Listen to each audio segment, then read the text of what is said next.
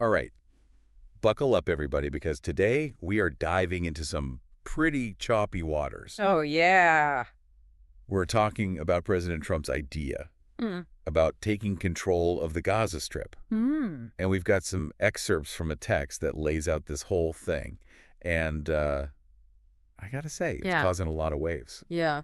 So today we're going to break down this whole complicated situation. Yeah. We're going to look at the arguments for the argument against it Sure. and think about what could happen because of it. Yeah. But we're not picking sides here. No. We just want to give you the information you need so you can make up your own mind about it. That's right. So what's really eye-catching here is just how bold this proposal is.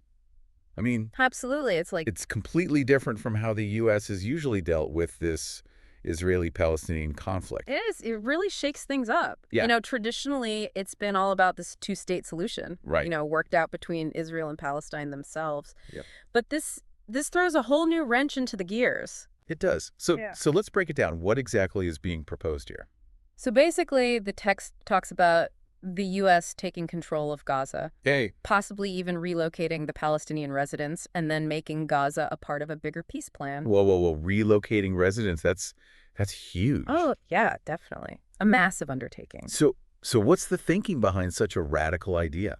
Well, Trump and his supporters, they argued that decades and decades of negotiations haven't really gotten anywhere. They're saying it's been a stalemate. Exactly. They're saying, look, this is the only way Right. to break the deadlock, to force everyone back to the table with some fresh ideas. Okay.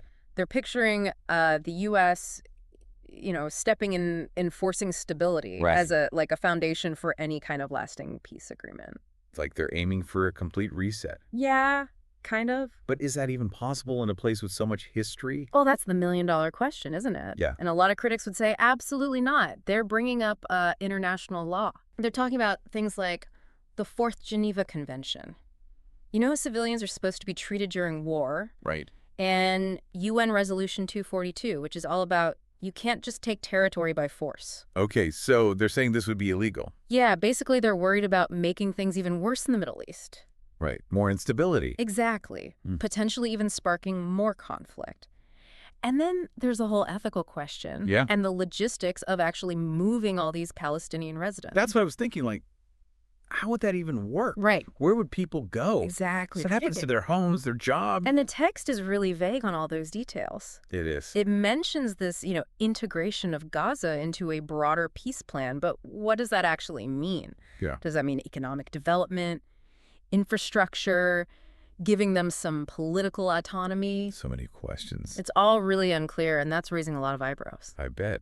So how is the international community reacting to all this? It's a real mixed bag. You've got some who are cautiously optimistic, Okay. some who are flat out condemning the whole thing, Right. and a lot who are just kind of sitting back and waiting to see what happens, Makes sense. waiting for more specifics.